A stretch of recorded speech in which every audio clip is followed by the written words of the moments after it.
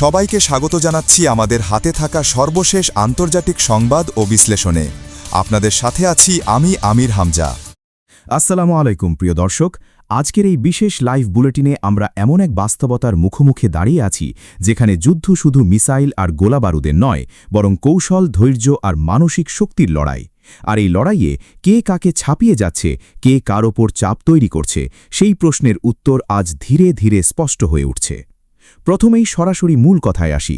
মধ্যপ্রাচ্যের এই চলমান উত্তেজনায় ইরান একের পর এক বার্তা দিচ্ছে, এবং সেই বার্তা শুধু সামরিক নয়, বরং কূটনৈতিক, মনস্তাত্ত্বিক এবং কৌশলগত। বার্তাটা খুব পরিষ্কার: আমরা প্রস্তুত, আমরা জানি তোমাদের দুর্বলতা কোথায়, এবং আমরা সেই জায়গাতেই আঘাত করব। দর্শক, বিষয়টা শুধু যুদ্ধ নয়, এটা একটা ধৈর্যের খেলা। আর এই খেলায় ইরান এমনভাবে নিজেদের অবস্থান তৈরি করেছে যেখানে তারা তাড়াহুড়ো করছে না, বরং অপেক্ষা করছে, পর্যবেক্ষণ করছে এবং সঠিক সময়ে আঘাত করছে। এই মুহূর্তের সবচেয়ে বড় চিত্রটা কি? যুক্তরাষ্ট্র অপেক্ষা করছে। হ্যাঁ, ঠিক শুনেছেন, অপেক্ষা করছে ইরানের উত্তরের জন্য। ডোনাল্ড ট্রাম্প, যিনি নিজেকে শক্তিশালী নেতা হিসেবে তুলে ধরেন, যিনি দাবি করেন তিনি ডিল মেকার, তিনি এখন অপেক্ষায়। অন্যদিকে ইরান বলছে, আমরা জানি তোমাদের প্রতিটি চাল, আমরা জানি তোমরা কি করতে পারো, আর আমরা সেই অনুযায়ী প্রস্তুত। এখানেই শুরু হচ্ছে আসল খেলা। কূটনীতির টেবিলে বারবার ভাঙন, ইরানের অভিযোগ। ইরানের পররাষ্ট্রমন্ত্রী আব্বাস আরাকচি একেবারে সরাসরি অভিযোগ তুলেছেন। তিনি বলছেন, যখনই কোনো সমাধানের পথ তৈরি হয়, তখনই যুক্তরাষ্ট্র কোনো না কোনো সামরিক পদক্ষেপ নিয়ে সেটাকে ভেঙে দেয়। এটা একটা বড় অভিযোগ। প্রশ্ন উঠছে, এটা কি ইচ্ছাকৃত চাপ সৃষ্টি, নাকি কোনো বড় কৌশলের অংশ, নাকি এমন কোনো শক্তি কাজ করছে যারা চায় না এই যুদ্ধ শেষ হোক? ইরানের বক্তব্য অনুযায়ী এটা কাকতলীয় নয়, এটা একটা প্যাটার্ন। তেল ট্যাঙ্কার হামলা, যুদ্ধের মোড় ঘোরানো মুহূর্ত। দর্শক, একটা নির্দিষ্ট ঘটনায় আসি। ইরানের তেলবাহী ট্যাঙ্কারে হামলা। এই ঘটনাটা শুধু একটি হামলা নয়, এটা ছিল একটা সিগন্যাল। কেন? কারণ তেল মানেই অর্থনীতি, আর অর্থনীতিতে আঘাত মানেই দেশের ভেতরে চাপ তৈরি করা। কিন্তু এখানে ইরান কি করল? তারা শুধু প্রতিক্রিয়া দেয়নি, তারা বার্তা দিয়েছে। বার্তা কি? আমরা শুধু রক্ষা করব না, আমরা জবাব দেব। ট্রাম্পের কৌশল বনাম ইরানের বাস্তবতা। ট্রাম্পের একটি বড় লক্ষ্য ছিল ইরানের ওপর চাপ তৈরি করা এবং নিজেকে এমন একজন নেতা হিসেবে তুলে ধরা যিনি প্রতিপক্ষকে নত করতে পারেন। কিন্তু বাস্তবতা কি বলছে?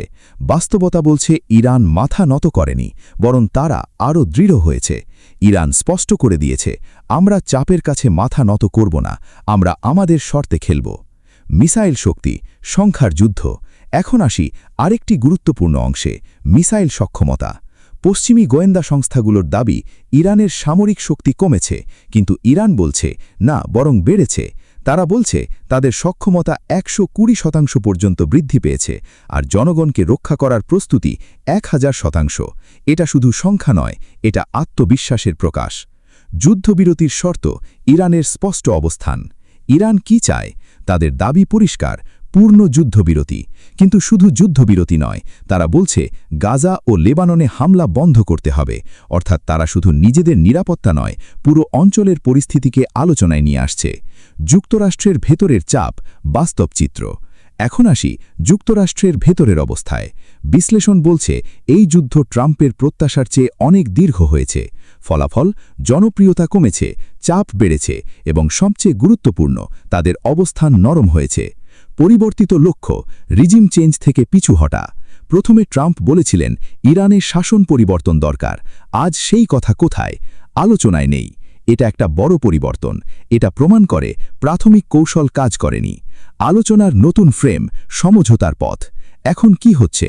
একটি সম্ভাব্য সমঝোতা নিয়ে আলোচনা হচ্ছে, যেখানে ইরান সাময়িকভাবে তাদের পারমাণবিক কার্যক্রম কমাবে, আর বিনিময়ে যুক্তরাষ্ট্র কিছু নিষেধাজ্ঞা শিথিল করবে। কিন্তু এখানে বড় প্রশ্ন, কে কাকে বেশি প্রয়োজন? হরমুজ প্রণালী আসল কার হাতে কেন্দ্র? দর্শক, এখন আসি সবচেয়ে গুরুত্বপূর্ণ অংশে, হরমুজ প্রণালী। এই জলপথ শুধু একটি পথ নয়, এটা বিশ্বের অন্যতম গুরুত্বপূর্ণ জ্বালানি করিডর। ইরান কি বলছে? তারা বলছে এটা আর খোলা আন্তর্জাতিক পথ নয়, এটা আমাদের নিয়ন্ত্রণে। অর্থাৎ এখন থেকে এই পথ দিয়ে চলাচল করতে হলে ইরানের অনুমতি লাগবে। সামরিক বার্তা কেবল প্রতিশোধ নয়। ইরানের সাম্প্রতিক পদক্ষেপগুলো শুধু প্রতিশোধ নয়, এগুলো সামরিক বার্তা। বার্তা কি? আমরা নিয়ন্ত্রণে আছি। এটা শুধু যুক্তরাষ্ট্রকে নয়, পুরো বিশ্বকে দেখানো হচ্ছে। আন্তর্জাতিক মঞ্চে পরিবর্তন। এখন আন্তর্জাতিক পরিস্থিতি দেখুন। ইউরোপের কিছু দেশ দূরে সরে যাচ্ছে, সম্পর্কে টানাপোড়েন বাড়ছে। মার্কো রুবিও বিদেশ সফরে যাচ্ছেন, সমর্থন জোগাড় করার চেষ্টা করছেন, কিন্তু বাস্তবতা কঠিন। শেষ বিশ্লেষণ, কার হাতে আসল নিয়ন্ত্রণ? সবকিছু মিলিয়ে চিত্রটা কি দাঁড়ায়? একদিকে ইরান, যারা ধৈর্য ধরে খেলছে, পরিকল্পনা করে এগোচ্ছে। অন্যদিকে যুক্তরাষ্ট্র, যারা চাপের মুখে নিজেদের অবস্থান বদলাচ্ছে। এই লড়াইয়ে কে এগিয়ে? এটা নির্ভর করছে দৃষ্টিভঙ্গির ওপর। কিন্তু একটা বিষয় স্পষ্ট, এই যুদ্ধ শুধু মিসাইলের নয়, এটা মনস্তত্ত্বের যুদ্ধ, এটা কৌশলের যুদ্ধ, এটা সময়ের যুদ্ধ। প্রিয় দর্শক, এই সংঘাত কোথায় গিয়ে থামবে তা এখনও পরিষ্কার নয়, কিন্তু প্রতিটি মুহূর্তে খেলার নিয়ম বদলাচ্ছে। আর আমরা আপনাদের সামনে সেই বাস্তব চিত্রটাই তুলে ধরছি, যেখানে আবেগ নয়, তথ্যই শেষ কথা বলে। আল্লাহ হাফেজ।